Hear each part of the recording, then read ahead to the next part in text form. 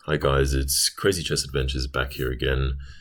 Another day, another episode of our Road to 2200 challenge. Starting off the day with a rating of 2145. Let's see how far we can go today. Okay, so he's playing a conventional kind of opening, the double central pawns, getting his knights out to those very, very typical squares, c3 and f3. I'm just going for this kind of semi-Slav setup on the queen side. It's a favorite of mine in these kind of positions. It gets a pretty solid center, and then we look to get the bishop out either to d6, or in this case I've chosen b4, knight on e7, and then we'll see how the rest of the game goes, kind of just playing a fluid game reacting to our opponent. So we can develop with a tempo on the queen. That's always something we want to get in if we can. We'll base our next move on where the queen goes. Okay, so going for a bit of queenside action, kingside action, my bad. Let's see if we can maybe set up a cheeky little pin. But I'm thinking of maybe getting the bishop on that beautiful, on that square on f4, if that's possible down the line. That might be a consideration. We pull back to d6. Oh, especially, okay. So now we get this move. Yes. Okay, this could definitely work. Could definitely work. Okay, so he wants to counter with his own attack. That's fine. That's perfectly fine. Quickly move back here. See what our opponent's response is. Okay, do this. Put more and more pressure on their position. Now we've got pressure on g3, we've got pressure on h3. And of course, if he moves that pawn on g3, we swoop into f4 with the tactic. And this is all good because even if he can get out of this, it's just more time that they've got to burn. Just finding a way out of this situation. So they're going for the sack here. It's pretty expected. There's not much else that they can do. I don't want to go for the take because I don't want to open up the F file, but I do want to make sure that I can swing my rook across to G8 as soon as possible. And once we do that, then pretty much all of their tactical ideas will fizzle out pretty quickly. So yes, they can take on h4, but it doubles the pawns. And then after we bring the rook across to g8 from a8, not sure if they can really defend that h4 pawn effectively. So we're really sitting pretty, but their time is ticking down. Okay, so I see that is slightly problematic, but I'm okay with this. And we'll just simply solve this, protect that square, playing b5 next. Okay, not playing b5, I guess. Okay. So let's just try and keep everything alive. Try not to hang anything. Try to just put more pressure on their position. Oh, okay. That's not looking too good, actually. But let's see what we can do. This is a bit of a weird move, but I'm going to lose something, so I thought might as well lose something that's not too much of a crisis. Well, I say too much of a crisis. It is my rook, but just was the first thing that kind of popped into my head just then. Yeah, that's not very effective what I've done here. Just need to find a better tactic, so to speak. Okay. Not sure if this works here, but hopefully it's just enough and we get it done. So we had enough pressure there on the clock that really pushes into the win.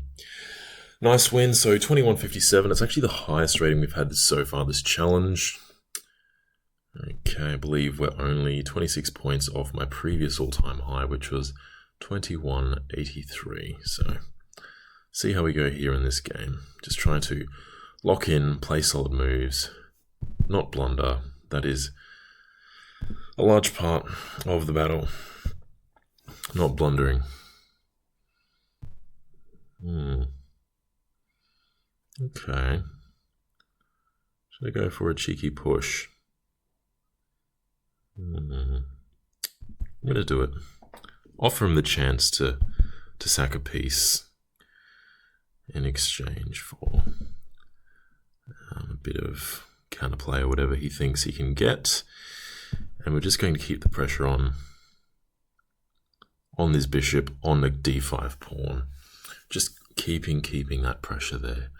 Always putting the ball in their court and just saying, your move, your turn, your time to defend. What are you going to do about it? That's the key to playing bullet. Not making mistakes yourself and then putting the ball in your opponent's court. Well, we can take here, but am I really a fan of the doubling that's going to happen? You know what? I'm fine with it because we can bring our bishop back to d3 and then we can attack it. So, no. Sorry, we have to play this first, defend on d4, and then we attack. Simple as that. So of course, queen d6 or queen over there is how you'll deal with it. Now, on the other hand, this is hanging. So let's see what they do to do this. We can very nicely simplify, get a lot of... that's a trap. If we take c7 is a trap because we're just losing. We're just losing there. But if I take there, just all these little threats. Just these little threats, getting these cheeky attacks. That's all good. That's all very, very good. We want to have a solid position with lots of threats going on. We're up a pawn. Just need to make sure we're playing solid moves, not making mistakes. And that's all there is to it. So, c3 we want to get in at some point. Rooks on e1, rooks on f1 as well. That's just what we want to do. Nice, solid moves. Exchanging where we can. Nothing wrong with that. Yeah, I missed that. D4's hanging now. D4's hanging. How much of an issue is that? Not sure. Does my move here even make sense? Am I losing something? I think I might be okay, but the position is certainly looking nasty. It's looking very, very nasty. So, not the biggest fan of whatever is going on here. But if we have to do it, we have to do it. So, see what we can do. Ideally something like bringing that rook in. Just tightening everything up. That's what we want to do. That's... oh, damn it. His queen was hanging. How did I miss that? I guess I didn't think he'd hang his queen. Okay. Well, I'm flustered. He's flustered as well. That's okay. That's okay. Let's go. Let's get that nice central bishop. Bring it across and attack the weakness. I really got his position tied down here. He can't do much.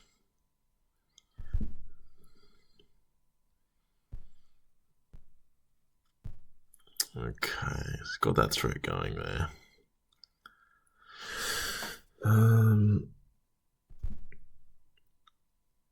Where's that knight going to go? Not sure. So, once again, he's a bit of a time crunch, which is fine. That's absolutely fine for us. No issues there. Okay, we're in a time crunch as well.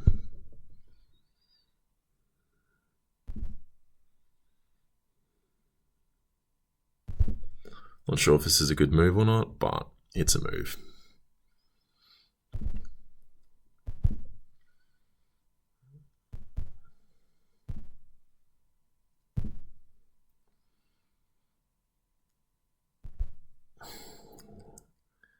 Again, not sure how good these moves are, but we really want to try and go for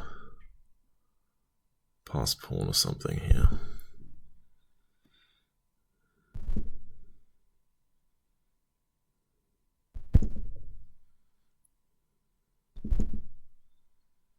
It's just tricky because the knight has such a tricky movement pattern.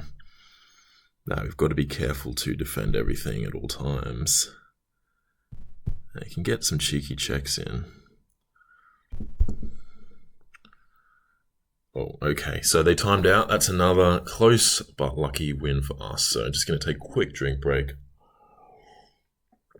and refresh. They want a rematch. Let's give it to them. Let's give it to them. They were quite a solid player. So, interesting.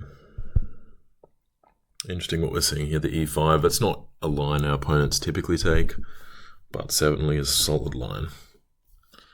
Looking to get c5 in here if I can. Okay, I might go for the c6 just to defend a little bit there. Looking to take... No, I don't think that was the wisest move for me there. Yeah, I'm not sure I like what I played. Let's see what we can do. I'm going to be playing h4 to stop the queen h5 to stop the queen coming in. But definitely issues with our position. I do like, however, that he's moved his knight away from that beautiful square. Okay. Certainly not making it easy for us. That's for sure.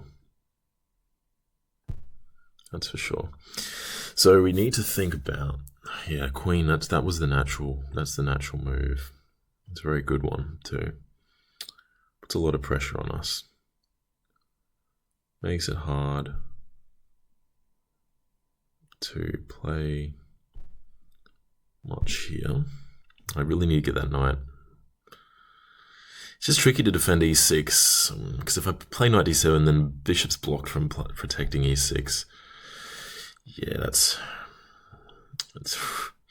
really getting hairy now. Not a fan. I'm not a fan of this position. Pins everywhere. And then we come back to the fundamental problem with playing something like the Fried Fox is because we have the king out and we're getting all sorts of weaknesses in our position that we can't simply solve. So maybe a king, cheeky. Yeah. Look. We can't take that, can we? No, we can't. Not yet. So, king here to g7. That's what we need to do to get the pin off, get the pressure off, get the ball back in their court. So now we're attacking two of their pieces. So if we're attacking the bishop on g5, we're attacking the rook on c5. If we're lucky, we'll win something here. Let's see how we go. And it's more pressure on them. So let's see. Okay, so what are they going to do? Not sure what they're going to do, but their time is ticking down, which is always a good sign. But we do know that this person can play. They can play very strongly,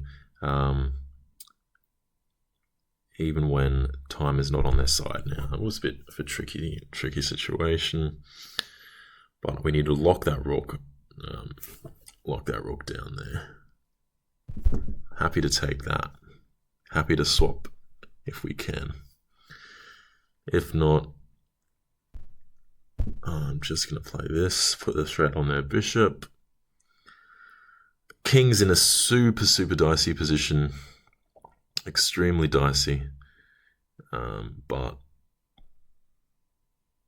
we may or may not be okay here. Not sure. I'm not sure. It really is too hard to tell. I feel grateful to have that bishop on c7 protecting the g3 square, so you can't just do some tricky business with the queen. But we really want to lock this down. We want to lock everything out. Lock the rook out of the position. That's why I didn't go knight g. Even though knight g4 is tempting, but then we don't successfully lock the rook out of the position. I'm going to take that. Not sure if that was correct. I'll have a quick look after the game. Pre-move that. Yeah, take that for sure.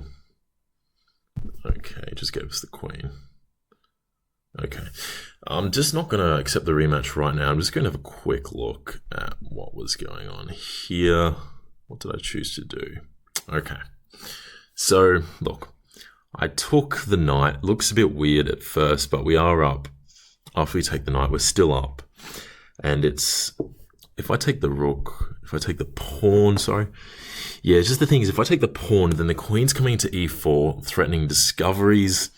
With that knight moving anywhere, there's just discoveries on the king. And I just didn't want to, not only is that just threatening discoveries on the king, but that rook over there on c5 is brought into the position. But if I don't take that pawn and do what I did, which is take the queen, that rook is still locked out, at least until we simplify a bit more. So that's why I did that one. Just call it there. Short session today. So it looks like we're at 2178. So getting very, very close to the 2200. If you enjoyed this one, please drop a like, and if you want to follow on the journey, taking the Fried Fox, a troll degenerate opening, a meme opening, see if I can take it to 2200, subscribe and watch the journey. Catch you in the next one.